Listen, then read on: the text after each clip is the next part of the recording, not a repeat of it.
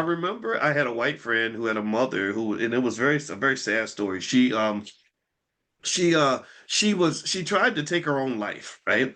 And she was very candid though in terms of talking about why this happened. And she said, "Yeah, when I was 22, I met his dad and I married him, and I dropped out of school because he was going to be a dentist. So he eventually became a dentist, and I didn't have to work. So I didn't work for 20, 25 years. I just, we put our kids in private school and we lived in a nice neighborhood. And then at about 45 years old, he fell in love with his 25-year-old secretary and ran off. And at that time, there was nothing there to really protect people when that happened to them, right? So she made this massive investment in this person, and then it didn't work out.